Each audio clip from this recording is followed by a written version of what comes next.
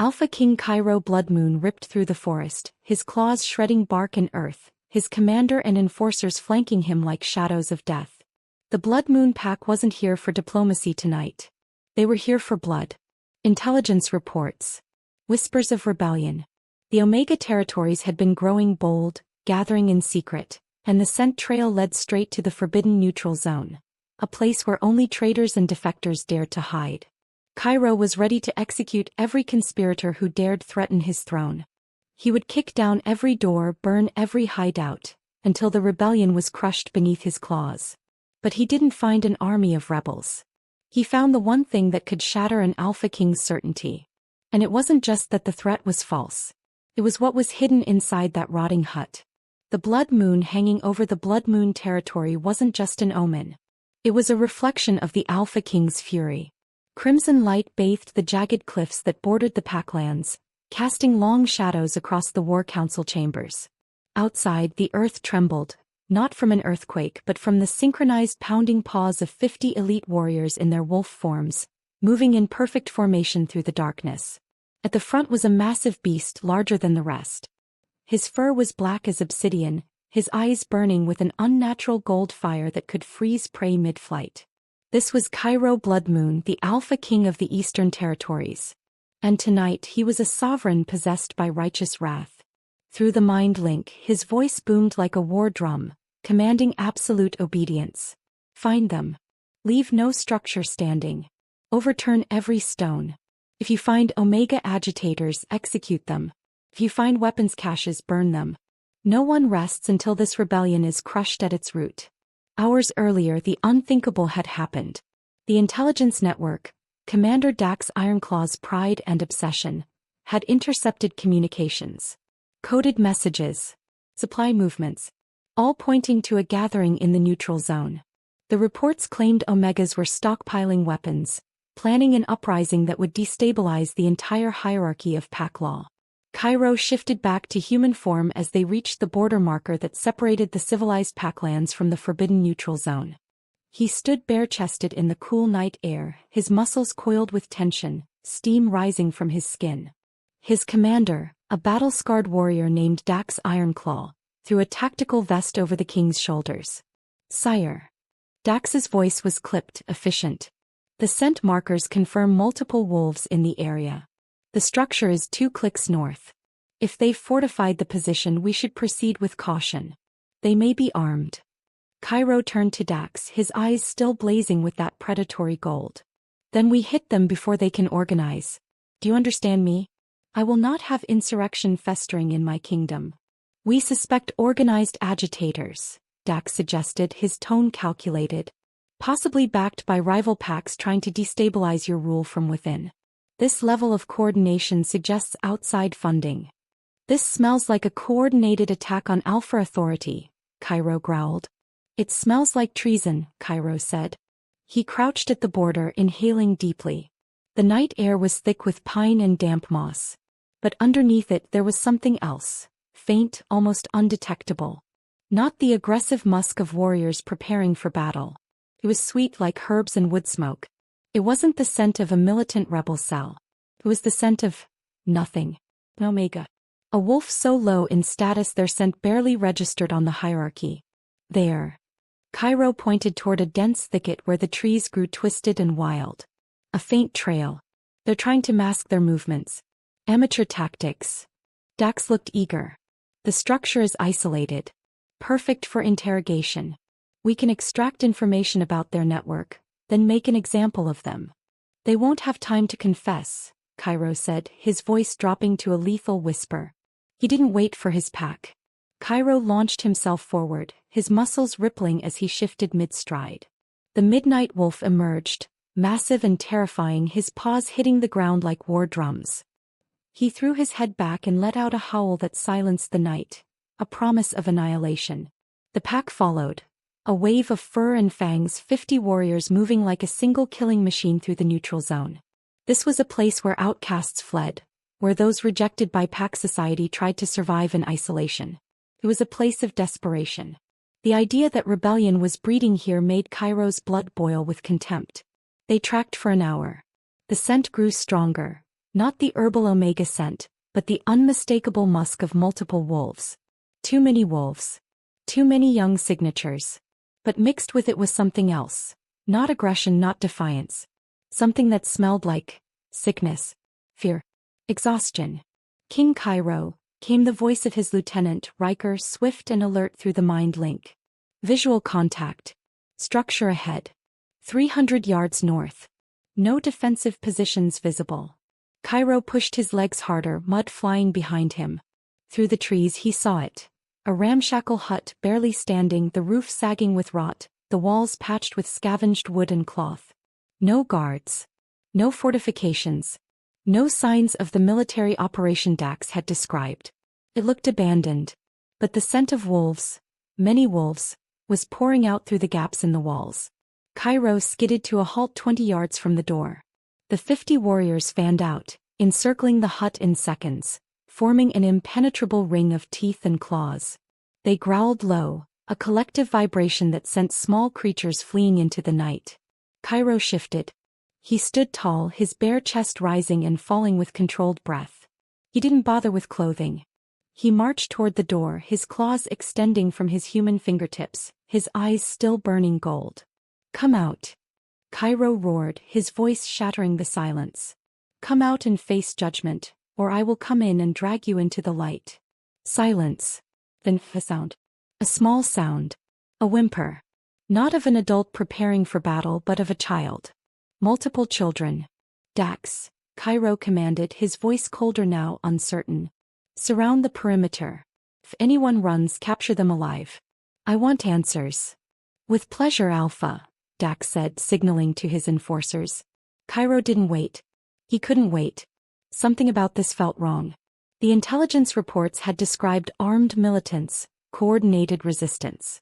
But this was a hut that looked ready to collapse. The scent was wrong. He could hear heartbeats inside. Many heartbeats. Small, rapid, terrified heartbeats. And one slower, steady rhythm, exhausted but calm. The rebel leader is protecting the others, Cairo thought, his anger reigniting. Hiding behind children as shields. Coward. He didn't bother with the handle. He pulled his leg back and kicked the door just below the lock. The wood splintered with a deafening crack, the door exploding inward and crashing into the darkness. Cairo rushed in, his claws ready, his fangs bared. "On your knees. Now." The words died in his throat. The hut was freezing. The hut was freezing. A single lantern flickered in the corner, its weak flame casting trembling shadows across walls that looked ready to collapse. The air was thick with the scent of sickness, fever, infection, the sour smell of bodies pushed past their limits. But there were no weapons. No maps. No evidence of conspiracy or rebellion. There were only children. Wolf pups, too young to shift, too small to defend themselves, lay huddled together on a pile of threadbare blankets and salvaged cloth. Cairo counted them quickly. 8, 10, 12. Maybe more in the shadows. They were thin, ribs visible through patchy fur, some shivering despite being pressed together for warmth. Makeshift bandages wrapped around tiny limbs. Clay bowls with remnants of herbs and ground medicines sat beside them. This wasn't a rebel stronghold. This was a sick ward. And in the center of it all, kneeling on the cold wooden floor with his back to the door, was an Omega. He was slight, almost fragile in build, his silver hair falling in tangled waves past his shoulders. His clothes were patched and repatched, hanging loose on a frame that had clearly gone without food for far too long. His hands moved with practiced precision, adjusting a blanket over a pup that was whimpering in its sleep, checking a fever with the back of his palm. He hadn't turned around. Hadn't acknowledged the splintered door or the massive Alpha King standing in the entrance with murder in his eyes. Either he was deaf or he was too exhausted to care about his own survival. Then Cairo saw them. 3 pups. Larger than the others. Sleeping pressed against the Omega's side, their small bodies rising and falling in peaceful rhythm. And on their fur, clear as daylight even in the dim lantern glow, were the unmistakable markings of the blood moon crest. The crescent moon. The twin stars. The bloodline sigil that marked royal heritage. Cairo's breath caught in his chest. Those markings. He knew those markings. Every alpha in his bloodline bore them. Every heir carried them from birth. They couldn't be faked, couldn't be painted on. They were genetic absolute proof of blood moon ancestry. But these pups were supposed to be dead. He remembered the reports. 3 years ago. 2 years ago. 18 months ago. Each time the court healers had delivered the same verdict. The pups were born too weak. Defective. They wouldn't survive the week. It was better to let nature take its course than waste resources on bloodlines that would only bring shame to the blood moon name. Cairo had signed the death certificates himself. Had mourned privately for the loss of potential heirs. Had trusted his advisors when they said it was necessary, that culling weakness was the alpha's burden. But the pups weren't dead. They were here. Breathing. Sleeping peacefully in an Omega's arms in the middle of the forbidden zone. Step away from them, Cairo said, his voice coming out rougher than he intended. Now. The Omega finally turned. His eyes, pale silver like moonlight on water, were wide with terror. His face was gaunt, cheekbones sharp, lips cracked from dehydration. But those eyes burned with something fiercer than fear. Recognition. The Omega knew exactly who was standing in his doorway. And he knew what it meant. Please, the Omega whispered, his voice hoarse and breaking. His arms instinctively tightened around the 3 blood moon pups, shielding them with his body even as his hands trembled. Please, they're just children. They haven't done anything wrong. If you're going to kill someone, kill me, but please. I said step away from them. Cairo took a step forward, and the Omega flinched violently, pressing himself back against the wall as if he could disappear into it. Behind Cairo, Commander Dax Ironclaw pushed through the shattered doorway, his face twisting with disgust as he took in the scene. Kidnapper, Dax spat, his hand moving to the blade at his hip. Harboring stolen property. Sire, this is a capital offense. Execute him now before he contaminates the bloodline further, and we'll retrieve the stolen pups. Silence. Cairo's voice was barely a whisper, but it cut through the air like a blade. His eyes were locked on the 3 pups with blood moon markings. On the way they slept so peacefully. On the careful bandages wrapped around one's leg. On the fact that they were alive, healthy, cared for. When they should have been dead and buried 3 years ago. Cairo stepped closer, his boots echoing on the warped wooden floor. Each step made the Omega shrink further into himself, but his arms never loosened around the 3 pups. If anything, his grip tightened, his body curving protectively over them like a shield made of flesh and bone. Show me their faces, Cairo commanded, his voice dangerously soft. Now. The Omega's breathing was ragged, panicked. His silver eyes darted between Cairo and the doorway where Dax stood with his hand still on his blade, calculating escape routes that didn't exist. They're sleeping, the Omega whispered desperately. Please, they've been sick. They need rest. I gave you an order. Cairo crouched down, bringing himself eye level with the trembling Omega. Up close, he could see the hollows beneath those silver eyes, the way the Omega's collarbones jutted sharply against his thin shirt. This wolf was starving. Had been starving for months, maybe longer. Show me their faces. With shaking hands, the Omega carefully shifted the smallest pup, the one with bandages on its leg, so that its face was visible in the lantern light. Cairo's world tilted. He knew that face. Those features. The shape of the muzzle, the spacing of the markings, even the small notch in the left ear that marked a difficult birth. This was Kale, the pup born 3 years ago with a twisted leg. The pup the healers said would never walk, never run, never be worthy of the blood moon name. The pup Cairo had been told died within hours of birth. But Kale was breathing. His small chest rose and fell steadily, and even in sleep, his tiny paw clutched at the Omega's worn shirt with absolute trust. Impossible, Cairo breathed. His hand reached out involuntarily, fingers hovering inches from the pup's face. You're dead, the healers said. Sire, Dax interrupted sharply, stepping into the hut. His boots crunched over the splintered door. We don't have time for this. This Omega has clearly stolen these pups from the royal nursery, probably trying to ransom them or... These pups were never in the royal nursery, Cairo said, his voice hollow. He pointed to the second pup, slightly larger with distinctive silver-tipped ears. That's Lyra. Born 2 years ago. Heart murmur. Too weak to survive, they said. His finger moved to the third, the largest of the 3. And that's Finn. 18 months old. Born premature. The healer said his lungs wouldn't develop. Dax's expression flickered with something Cairo couldn't quite read. Surprise maybe, or concern. Then how are they here? If they died. They didn't die.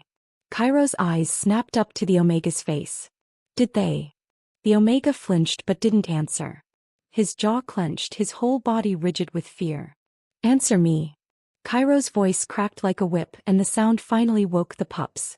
All three stirred simultaneously, small whimpers escaping their throats.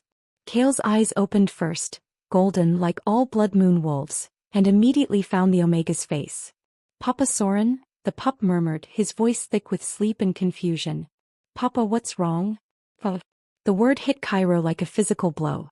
Lyra woke next, her ears flattening against her head as she took in the massive alpha looming over them. Papa Soren, who's that? Why is he so loud? Shoo, it's all right, Soren. The Omega had a name now, whispered frantically, gathering all three pups closer despite his obvious terror. It's all right, little ones. Just stay close to me. Stay close. Finn, the youngest, began to cry, a high, frightened sound that made several of the other sick pups stir on their blankets. Sire, this proves nothing, Dax said coldly. He's clearly conditioned them to trust him. Kidnappers often form bonds with their victims too. They're not victims. The words came out of Cairo's mouth before he could stop them. He watched as Kale pressed his small body against Soren's chest, watched as Lyra wrapped her paws around his arm, watched as Finn buried his face in Soren's shoulder, seeking comfort. These pups weren't afraid of Soren. They were afraid of Cairo. And they loved their Papa Soren, with the kind of desperate absolute trust that only children who'd been saved could feel. He's a kidnapper and a liar, Dax insisted, his voice rising. Execute him now and we can sort out the pups' identities back at the fortress. If they truly are Blood Moon heirs, they belong with their pack, not with this Omega filth. Cairo stood slowly, his mind racing. Everything he'd been told was a lie. Everything he'd believed about these pups' deaths was a fabrication. But why? Who would benefit from disposing of defective heirs and hiding the truth? His eyes slid to Dax, who was watching him with barely concealed impatience. And for the first time in his reign, Alpha King Cairo Blood Moon felt the cold finger of doubt trace down his spine. Where did you find them? Cairo's voice was quieter now, controlled but no less dangerous. He kept his distance, aware that every movement he made sent waves of terror through the Omega. The truth. Now. Soren's arms trembled around the pups, but his chin lifted slightly, a tiny gesture of defiance that seemed to cost him everything. In the woods, he whispered. Different places. Different times. They were left there. Abandoned. Lies, Dax snarled, taking a step forward. Sire, don't listen to this filth. He's trying to. Cairo raised one hand, silencing his commander without looking at him. His eyes stayed locked on Soren. Explain. Soren swallowed hard, his throat working visibly. Kale was first. 3 years ago. I found him at the edge of the northern woods, wrapped in a blanket with the Blood Moon seal. His leg was broken. He was crying but no one came. I waited for hours thinking someone would return for him, but... His voice cracked. No one came. So I took him. And the others? Lyra was left near the river crossing. Finn by the old stone bridge. Soren's silver eyes glistened with unshed tears. They were all the same. Wrapped in royal blankets, marked with your crest, and left to die in places where the cold or the predators would finish them quickly. I couldn't just leave them there. Cairo's jaw clenched so hard his teeth ached. He glanced at the other pups scattered around the hut, at their thin bodies and makeshift bandages. And them? Are they all? Different packs, Soren confirmed quietly. Some have no markings at all. Orphans. Rogues' children. Pups born with defects their packs didn't want to waste resources on. His grip tightened protectively. I save who I can. I try to heal them, feed them, keep them alive until they're strong enough to survive on their own. Cairo's eyes traveled slowly over Soren's frame. The sharp angles of his shoulders, the way his ribs showed through his thin shirt, the hollow spaces where muscle should have been. Then he looked at the pups. All of them thin, yes, but not starving. Federal cared for. You're dying, Cairo said flatly. Soren's laugh was bitter, broken. We're all dying, Your Majesty. Some of us just do it slower than others. You've been giving them your food. It wasn't a question.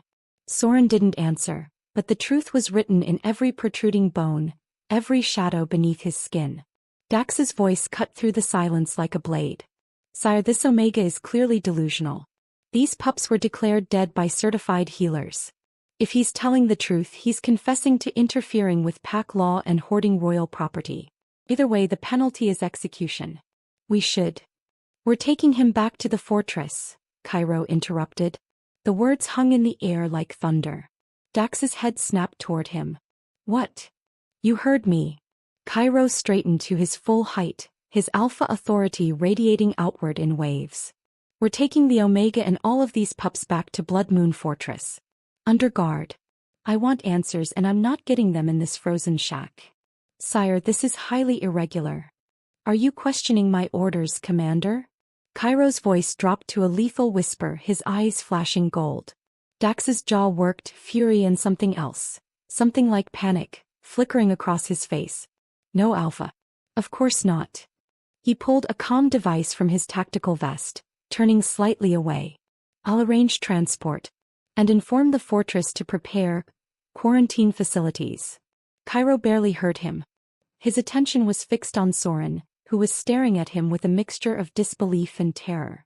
You're taking me to the fortress? Soren's voice was barely audible. To execute me there? That depends, Cairo said slowly, on whether you're telling me the truth. He gestured to his warriors outside. Riker, get blankets from the vehicles. And whatever food supplies we have. These pups need. No. Soren's voice cracked with desperation. Please, not the fortress. Just kill me here. Let me die here with them. Don't take me back there. Please, I can't. His whole body was shaking now, not just with fear but with something deeper. Recognition. Memory. And Cairo realized with cold certainty that Soren knew exactly what waited for him at Blood Moon Fortress. Because he'd been there before. The convoy moved through the night like a funeral procession. Cairo rode in the lead vehicle, his mind churning with questions that had no answers. Behind him, in an armored transport, Soren sat rigid and silent.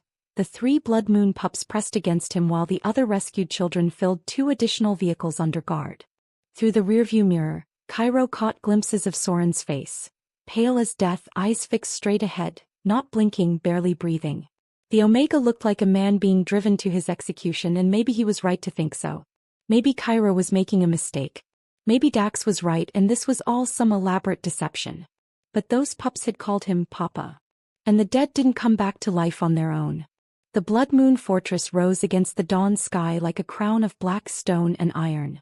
Torches blazed along its walls, and as the convoy approached, Cairo could see his court already gathering at the main entrance.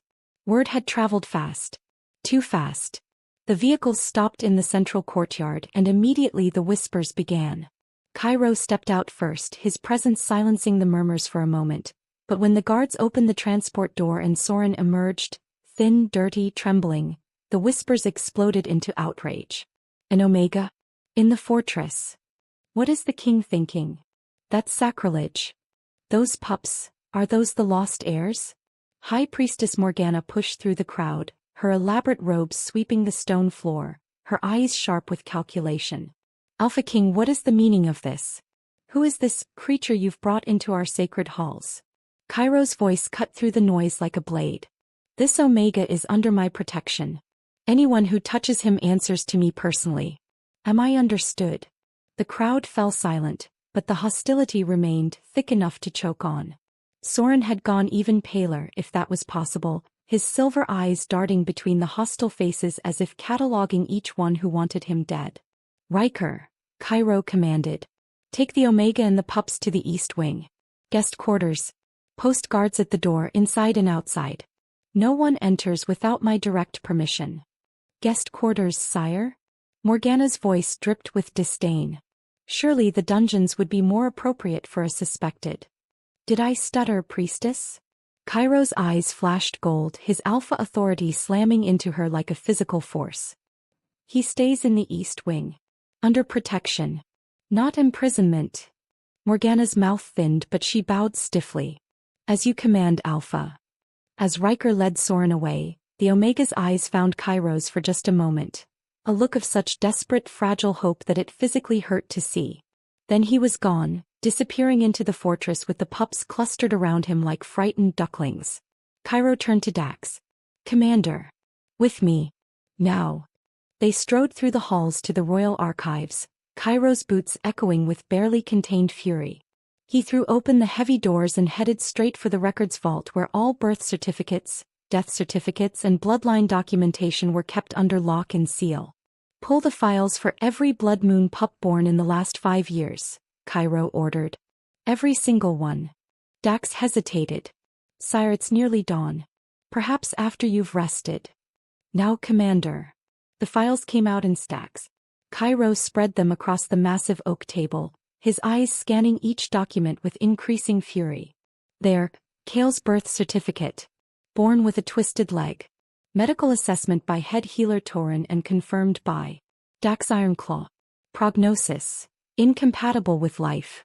Death certificate signed within 6 hours. Except Kale was alive. Walking. Sleeping peacefully in the East Wing. Lyra's file was next. Heart murmur. Same healer.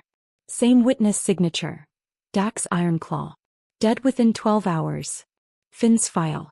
Premature birth. Underdeveloped lungs. Same pattern. Same signatures. Cairo's hands began to shake as he pulled more files. Pup after pup, declared defective, declared dead. All assessed by head healer Torin. All witnessed and confirmed by Commander Dax Ironclaw. Interesting pattern, Cairo said softly, dangerously. He looked up at Dax, who had gone very still by the door. "You were present for every single defective birth. Every single death. Every single one." Dax's expression was carefully neutral. "It's part of my duty as commander, sire. I oversee security for all royal births. You know this." "And head healer Torin? Where is he now?" "Dead, sire. Died 2 years ago. Natural causes." "How convenient." Cairo's claws extended slowly, scraping against the polished wood of the table. "Tell me, Commander. These pups are alive and they are, where were they taken? Who removed them from the fortress? And who gave the order to leave royal heirs in the woods to die?" The silence stretched between them, heavy with accusation and danger. Finally, Dax smiled.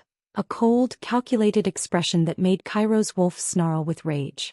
"Perhaps," Dax said quietly, "you should be asking the Omega those questions. After all, he's the one who confessed to taking them."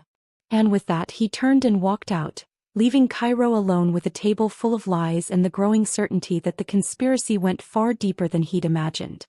Cairo found Soren in the guest quarters just after midnight, sitting on the floor beside the massive bed where all 3 Blood Moon pups slept in an exhausted pile.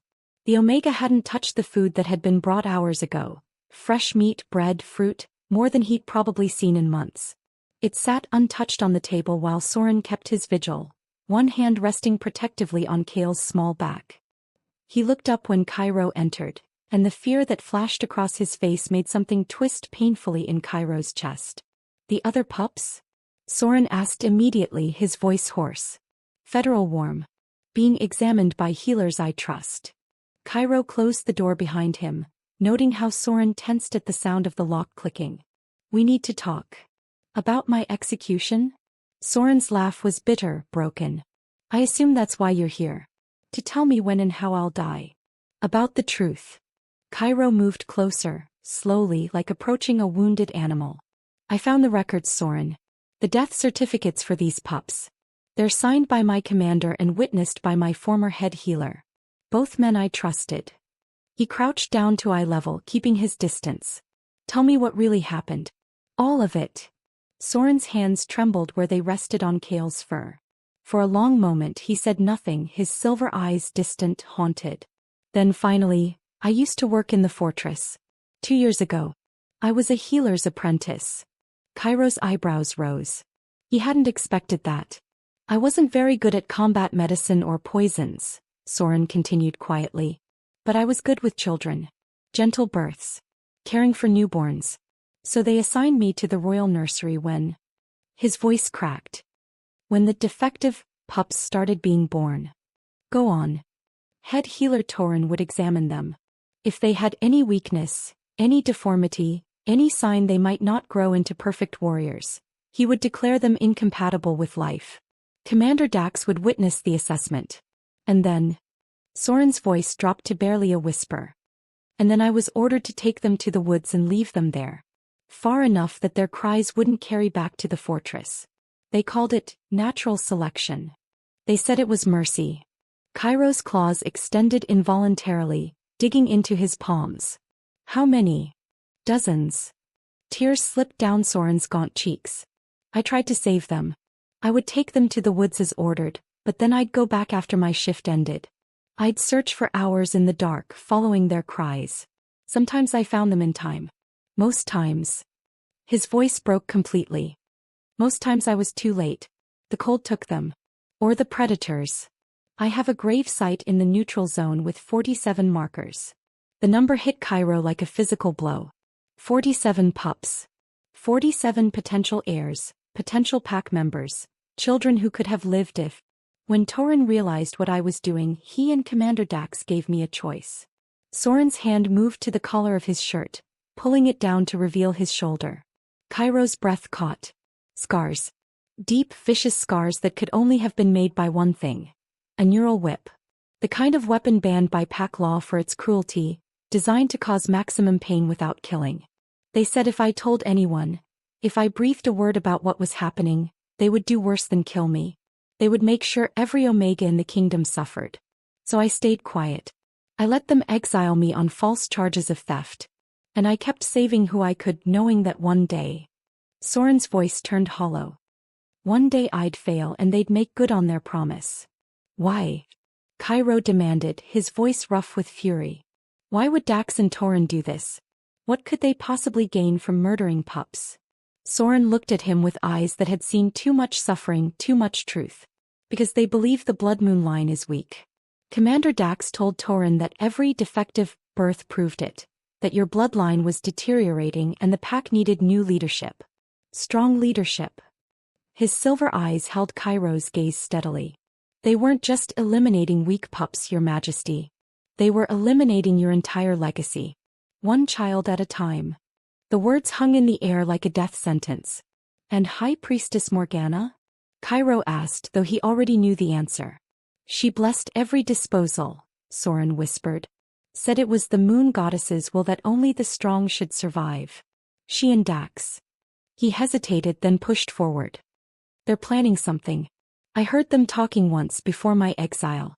About thrones and bloodlines and the necessary cleansing of weak alpha blood. Cairo stood slowly, his whole body vibrating with barely contained rage. 47 murdered pups. A conspiracy to undermine his bloodline. His most trusted commander and his high priestess plotting treason.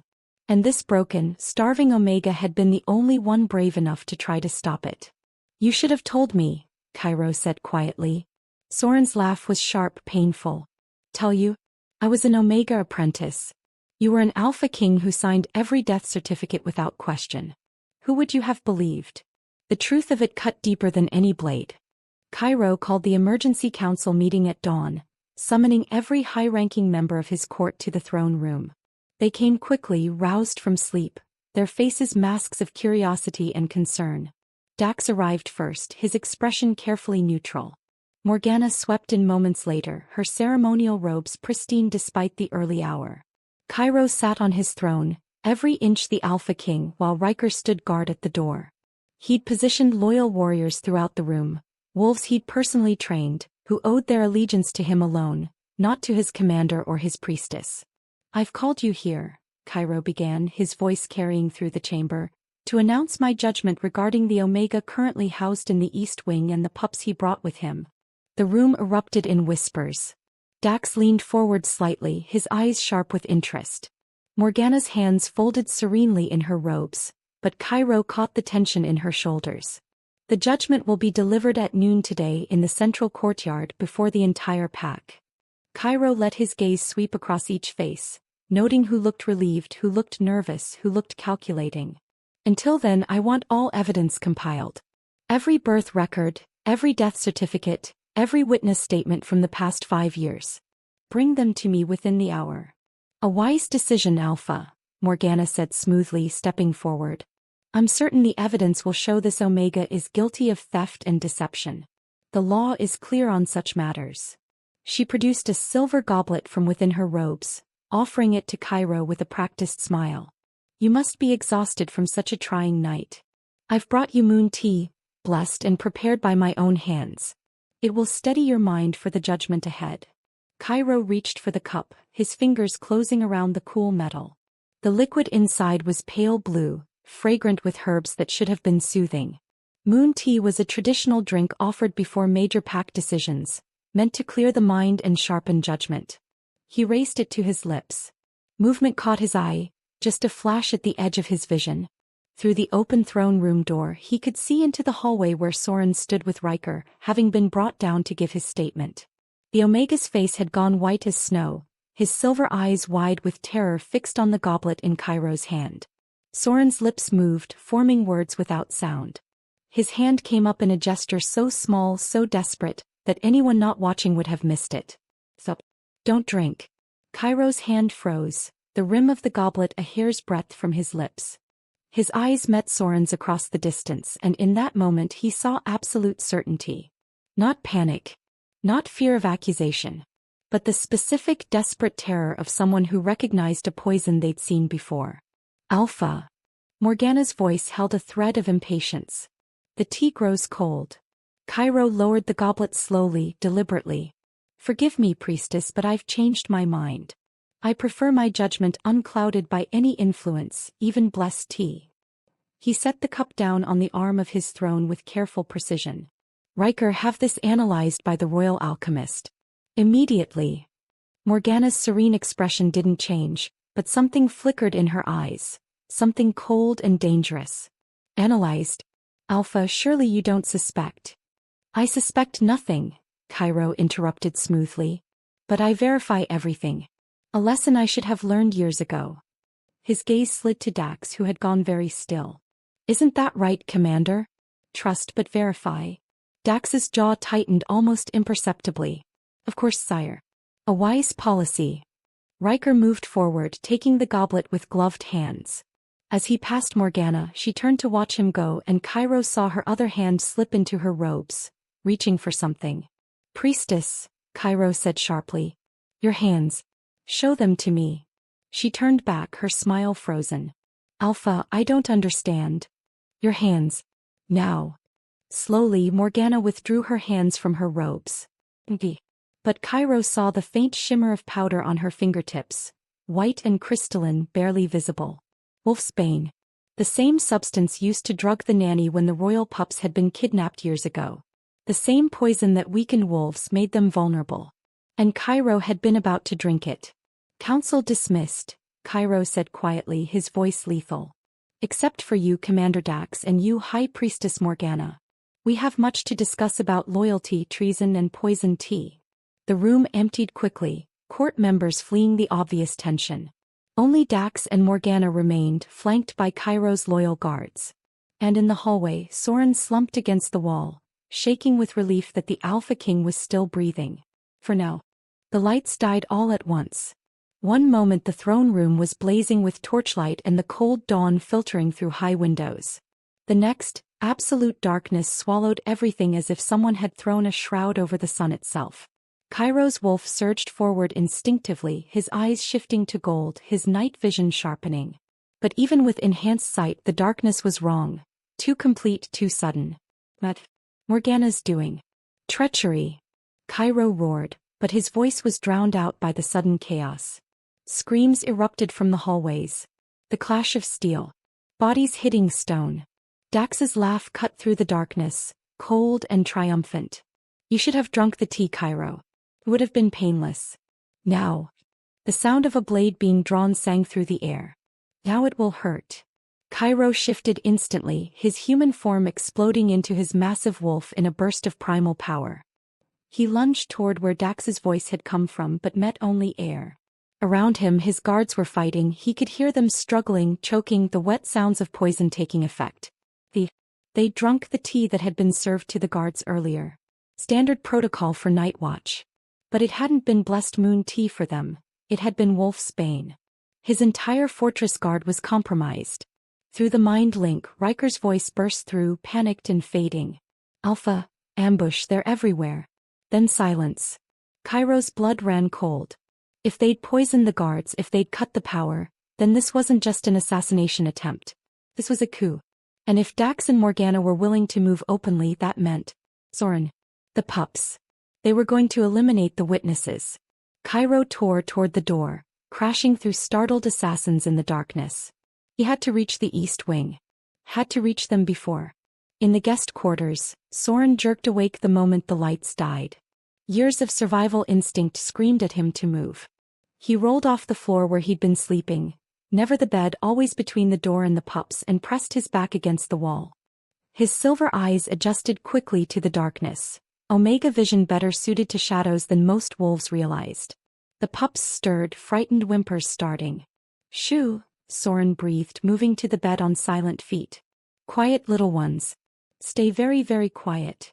He heard it then, footsteps in the hallway. Multiple sets. Moving with purpose toward this room. The guards who'd been posted outside weren't challenging them. Either they were dead or they were part of this. Soren's mind raced. The room had one door, one window too high to reach. No weapons except what he could improvise. And 3 pups who couldn't shift, couldn't fight, couldn't run fast enough. He grabbed the heavy candelabra from the nightstand. Not much, but it was metal and solid. His other hand found the small herb pouch he always kept. The one with nightshade powder meant for pain relief in tiny doses, deadly in larger ones. The door handle turned slowly. Soren positioned himself between the bed and the door, his heart hammering against his ribs. Behind him, Kale whimpered. Papa Soren? Close your eyes, little ones, Soren whispered. Don't open them no matter what you hear. The door burst open. 2 wolves in human form rushed in, blades gleaming in the faint moonlight from the window. They were dressed in fortress guard uniforms, but their eyes held nothing but cold purpose. The Omega and the pups, one hissed. Kill them all. Leave no witnesses. Soren didn't wait. He threw the nightshade powder directly into the first assassin's face. The wolf screamed, clawing at his eyes as the toxin burned through sensitive membranes. Soren swung the candelabra with everything he had, connecting with the man's temple. The sickening crack echoed through the room. The second assassin lunged, blade arcing toward Soren's throat. Soren dropped under the strike, his healer's knowledge of anatomy guiding his hands. He drove his fingers into the pressure point beneath the assassin's ribs, the spot where nerves clustered, where even the strongest wolf would feel paralyzing pain. The assassin gasped, faltering for just a second. It was enough. Soren grabbed the fallen blade from the first attacker and drove it up and under the second assassin's jaw, exactly where the life vein pulsed strongest. Hot blood sprayed across Soren's face as the assassin fell. He stood there, shaking, covered in blood that wasn't his, listening to the sounds of fighting throughout the fortress. More footsteps were coming. More assassins. Soren pulled the blade free, his hands steady despite the terror coursing through him. He'd spent 2 years saving lives. Tonight he would take as many as necessary to protect the 3 small lives behind him. Papa. Lyra's voice was tiny, terrified. I'm here, Soren said quietly, his eyes fixed on the open doorway. I'm here and I won't let anyone hurt you. The darkness pressed in and somewhere in its depths, more killers were coming. But they would have to go through him first. Cairo tore through the fortress halls in his wolf form, leaving a trail of broken bodies behind him. Dax's conspirators had positioned themselves throughout the building. Guards he'd trusted, warriors he'd trained, all bought with promises of power under new leadership. He felt at the moment the third assassin's blade found his flank, the burn of wolf's bane coating the steel. Not enough to kill immediately but enough to weaken. To slow. They'd planned this carefully. Even if he survived the initial coup, the poison would finish him. His vision blurred as he crashed through another wave of traitors. The east wing was close now. He could smell Soren's scent, herbs and wood smoke, and underneath it all fear. But also something else. Something that made his wolf howl with recognition. Mate. The word crashed into his consciousness like lightning. Impossible. Alphas didn't bond with Omegas. The hierarchy forbade it. Nature itself forbade it. But his wolf knew. Had known from the moment Cairo first scented Soren in that freezing hut. The protective fury, the inexplicable pull, the way his entire being focused on keeping this fragile, broken wolf alive. It had never been just duty or curiosity. It was fate. Cairo shifted back to human form as he reached the guest quarters, stumbling slightly. The poison was spreading, making his limbs heavy. Through the open door he saw Soren standing over two dead assassins, a bloody blade in his trembling hands, his silver eyes blazing with desperate courage as he shielded the pups. Their eyes met, and the bond snapped into place like a physical cord between them, golden and unbreakable. Cairo. Soren's voice cracked. Behind you. Cairo spun just as Dax emerged from the shadows, his shifted form massive and battle-scarred. The commander's eyes glowed with triumph and madness. It's over, Blood Moon, Dax snarled. Your line ends tonight. And from your ashes a stronger pack will rise. They collided in a fury of fang and claw. Dax was fresh, strong, untouched by poison. Cairo was weakening with every heartbeat, the wolf's bane spreading through his system like ice. Dax drove him back, claws raking across his chest, teeth finding purchase in his shoulder. Cairo felt his strength failing. Felt his wolf form flickering, unable to maintain itself against the poison's assault. Then Soren's voice cut through the red haze of pain. Cairo.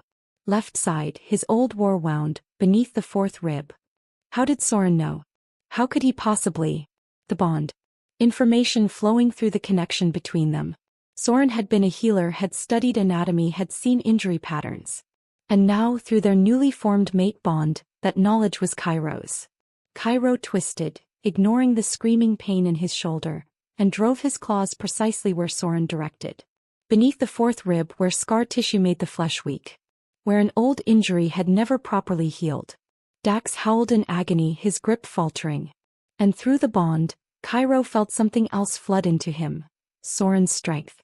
Not physical strength, but something deeper. The fierce, unyielding will that had kept an Omega alive in the wilderness for 2 years. That had saved 47 pups from certain death. That had stood against assassins with nothing but improvised weapons and refused to break. That strength poured into Cairo like fire through his veins, burning away the poison's fog. His wolf surged forward with renewed power. He caught Dax by the throat and slammed him into the stone floor with enough force to crack the tiles. Once, twice, 3 times until the commander's struggles weakened and finally stopped.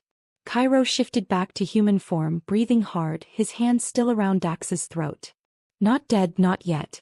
Justice demanded witnesses. Riker. Cairo's voice echoed through the fortress. Light the emergency torches. Summon every pack member to the courtyard. Now. The fortress erupted into motion. Loyal wolves emerged from hiding, overwhelming the remaining conspirators. Torches blazed to life, driving back Morgana's magical darkness. They dragged Dax and Morgana, found cowering in the chapel, into the central courtyard as dawn truly broke. The pack assembled quickly, drawn by their alpha's command, shocked faces taking in the scene of carnage and betrayal. Cairo stood on the raised platform, blood-covered and poisoned but very much alive. Beside him, Riker held Dax in silver chains. More guards held Morgana. These two, Cairo's voice rang out across the silent crowd, have committed treason. They have murdered 47 pups of various packs, falsified death records, and tonight attempted to overthrow your alpha and eliminate witnesses to their crimes. Gasps rippled through the assembly. The evidence is in the archives. The witness, Cairo gestured, and guards brought Soren forward, still covered in blood from the assassins he'd killed. The Omega looked terrified but held his head high. Is Soren Silverstep, former healer's apprentice, who has been rescuing the pups these traitors left to die. Cairo reached out and Soren took his hand instinctively. The moment their skin touched, golden light flared between them, visible to everyone. The unmistakable sign of a mate bond. The crowd erupted in shocked murmurs. This Omega, Cairo said clearly, is my mate. Blessed by the moon goddess herself. And anyone who questions that can face me in personal combat. Silence fell like a blade. Dax laughed bitterly from his chains.